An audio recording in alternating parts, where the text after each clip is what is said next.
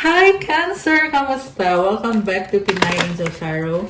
This is your kapalaran para sa buwan ng July 2025 para sa mga Cancer. Tingnan natin ang energies connected sa iyo ngayon. Kamusta kayo mga Cancer? Happy birthday kasi it's Cancer season po ngayon. Kaya tingnan natin ang energies connected sa iyo sa love life mo. Kamusta kayo guys? We have Ace of Wands, Page of Wands, Nine of Swords, Six of Wands, the Five of Cups, and for the overall energy is the Wheel of Fortune at the bottom of the deck. Oh, this is all about expansion and growth, luck, transformation, and this is about your life in general. Okay, meron kang expansion, merong swerte na paparating for the Cancer season. And you have the Magician. Okay, you are a manifestor, you're an alchemist. Sabi dito, ready ka na. Lalong lumalakas yung intuition mo ngayon kasi season mo ngayon. Handa ka na, nasa sayo na lahat ng kailangan mo. For the first card, nakikita ko, there is a love connection na merong attraction dito. So, you want to pursue this connection. Gusto mo to, ginusto mo, at gusto mo. Okay, pero andun yung fear na parang na-overwhelm ka. Ang isip mo kung mag-workout ba to. Okay, tingnan natin yung susunod na card. We have Page of Wands. You're very flirty, pero andun yung takot talaga. Natatakot ka eh. At hindi maalis sa isip mo itong connection na to, itong taong to.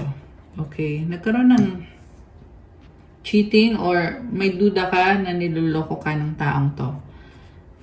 Hindi ka nagtitiwala ng 100%. Pero nakikisama ka. So, hindi mo talaga alam kung mag-workout to, pero binibigay mo yung panahon mo sa taong to, yung attention mo. Five of Cups, merong lungkot at panghihinayang. Okay. The reason kung bakit nagsistay ka dyan sa connection na yan, kasi nanghihinayang ka na iwanan itong taong to.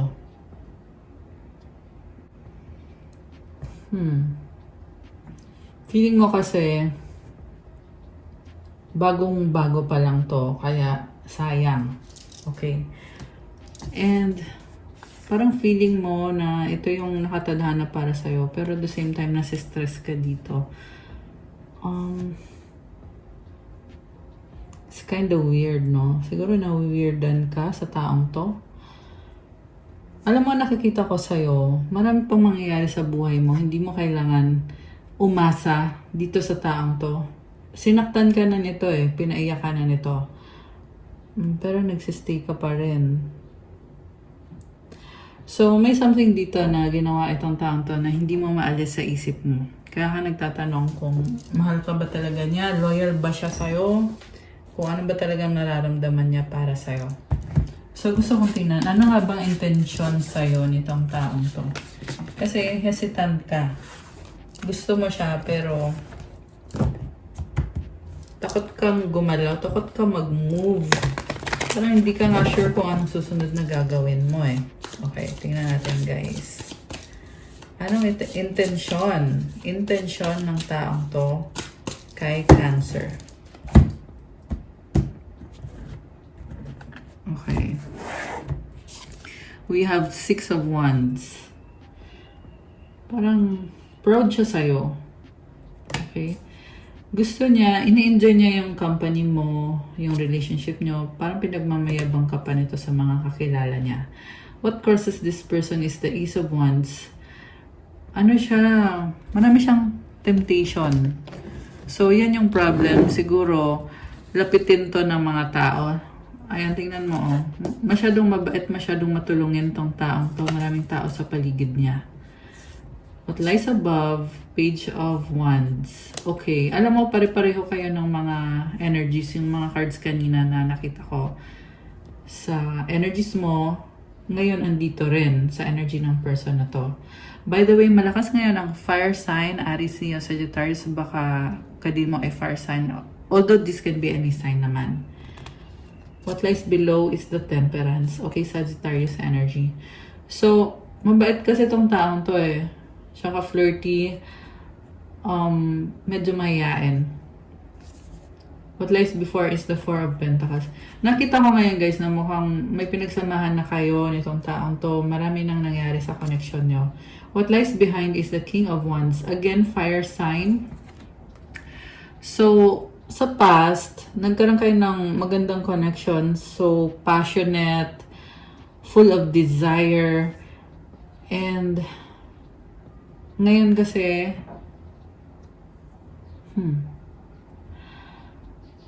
ngayon gusto niyang ituloy kung anong meron kayo. Pero, nakukulangan kayo. Iniisip mo na yung future.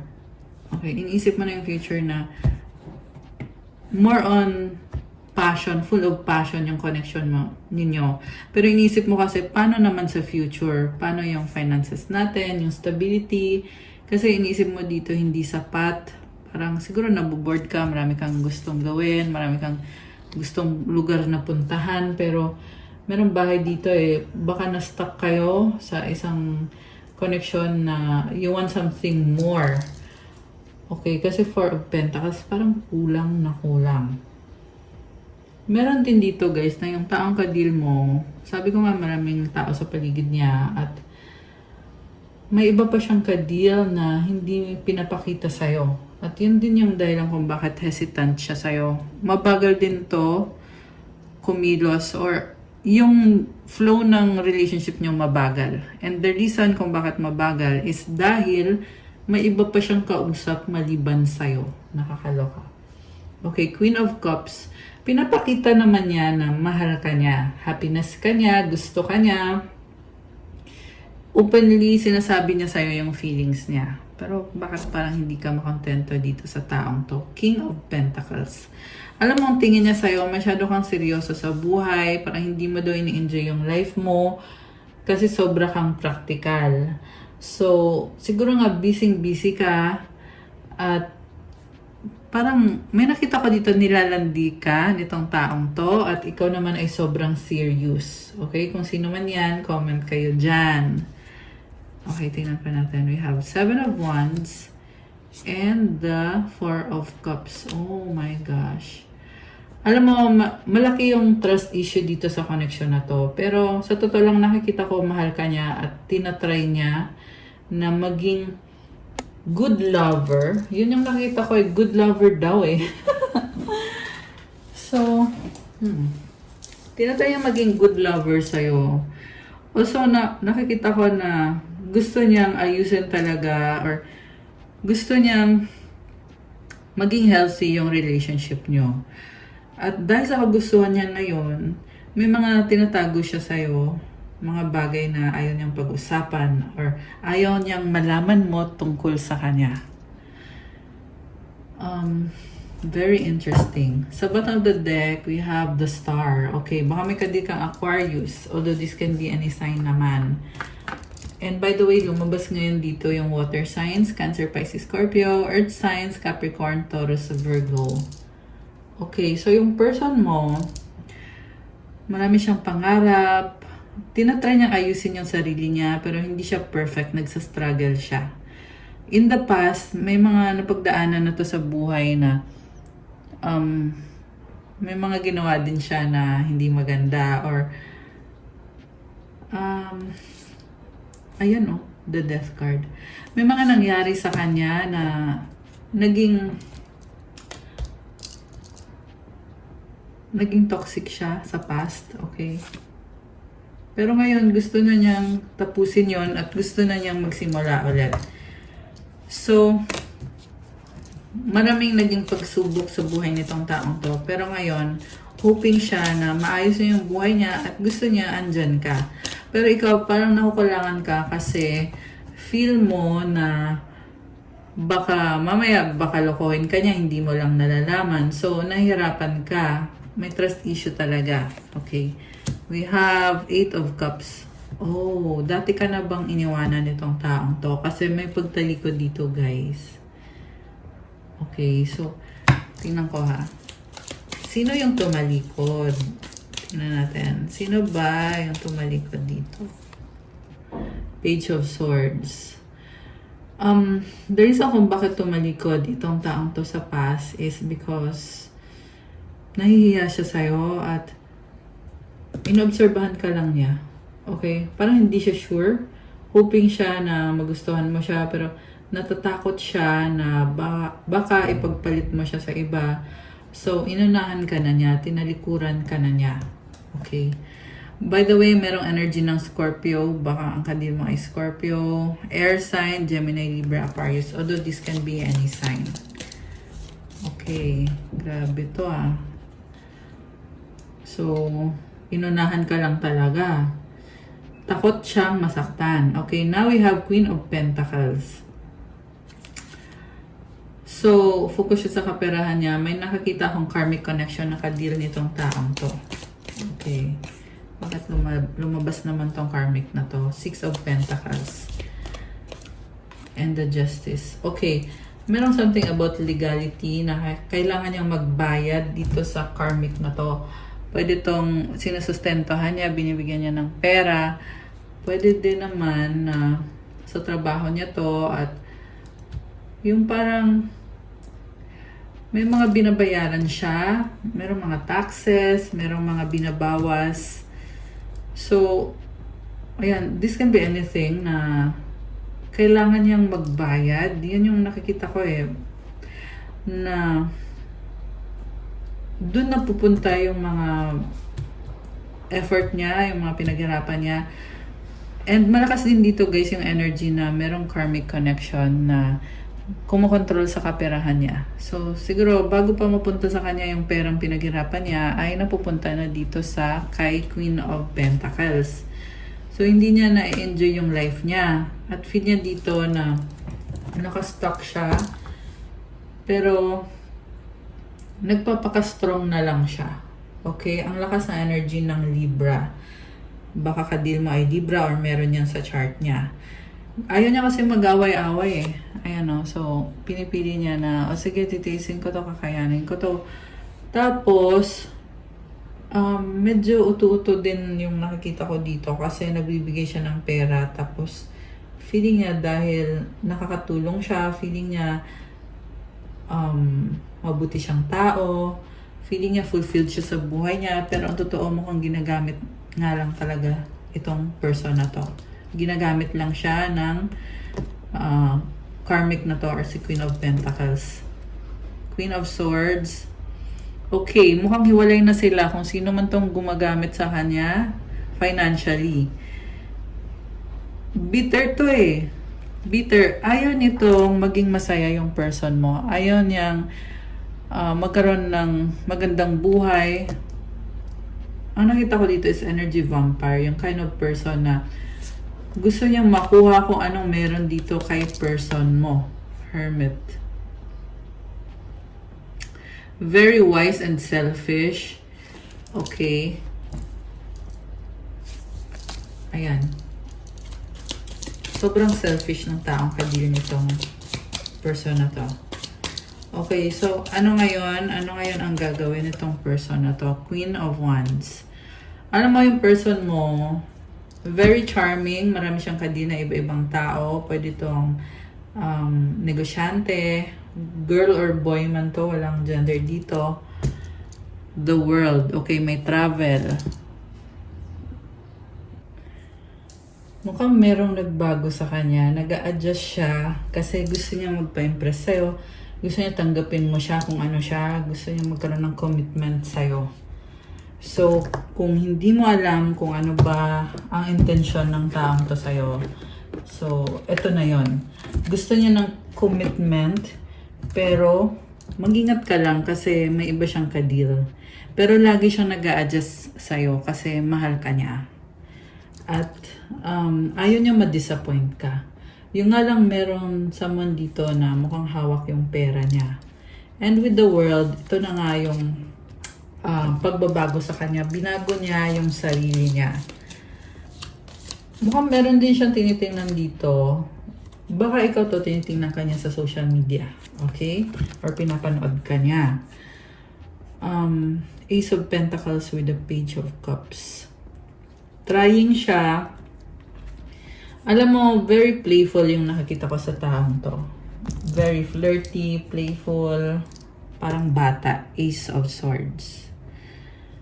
Okay. Anong ginagawa nito? Maparaan, ano to? Medyo, oh my gosh.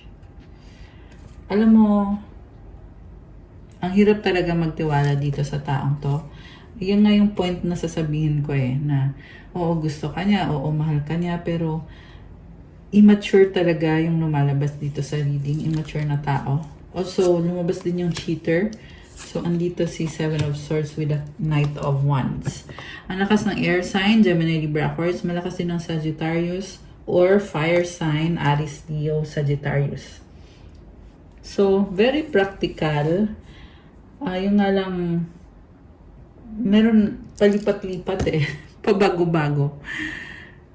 And mukhang nahuli mo to, no? Nahuli mo to na niloloko ka, kaya sobrang panghihinayang niya ngayon. Niisip niya, paano ko ngayon lulusutan or anong ipapaliwanag ko ngayon sa'yo.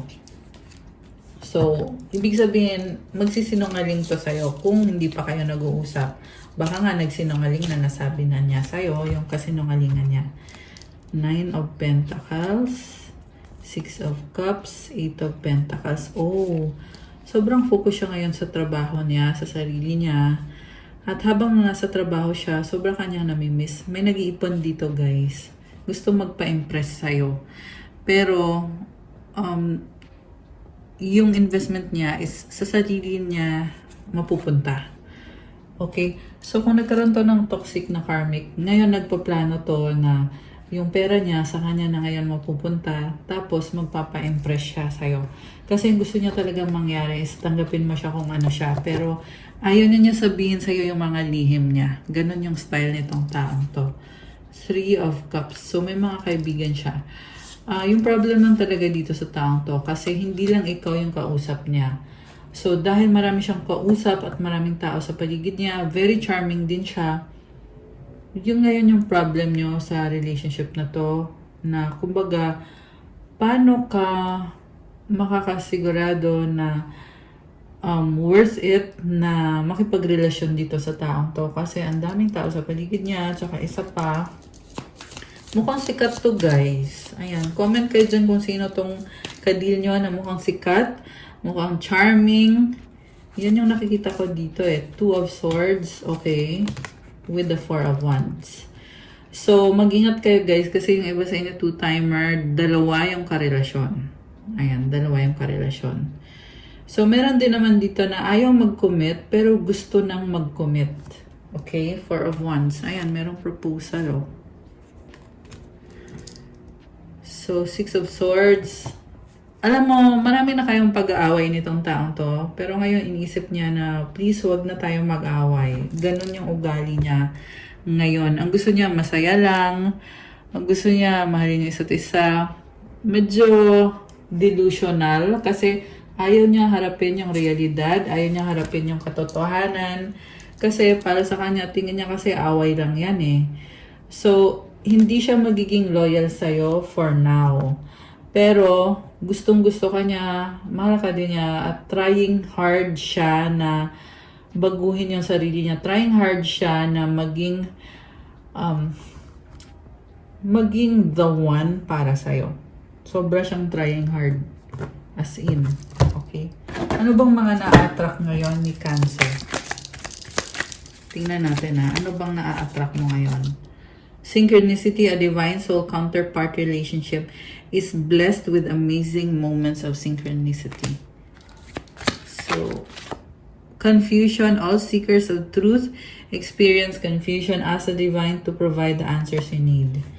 Ramdam mo kasi na soulmate mo siya kaya ka nalilito kasi alam mo din naman na maraming ka-deal na iba-ibang mga tao itong person na to.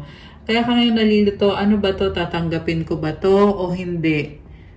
So, Nahihirapan ka magdesisyon. We have tested. Your strengths and weaknesses are being tested. May nakita ko dito na merong pagsubok na nahihirapan. Merong nahihirapan kung anong sasabihin, natataranta. Pwedeng energy to nitong person na to. Na natatameme. Nakakatawa actually. Nakasara yung throat chakra. Bond. A love bond grows stronger over time. Let love show you how to learn from each other. Alam niyo, di ba sabi ko kanina bago lang to. Pero sabi dito medyo tumagal-tagal na din naman tong connection na to. Kaya mahalaga yung magiging decision mo dito kasi itong person na to talagang umaasa na magiging okay kayo, na magkakatuluyan kayo. Tinatry niya magbago. Tinatry niya maging positive vibes, good vibes. Pero, merong mga tukso, temptation sa paligid niya.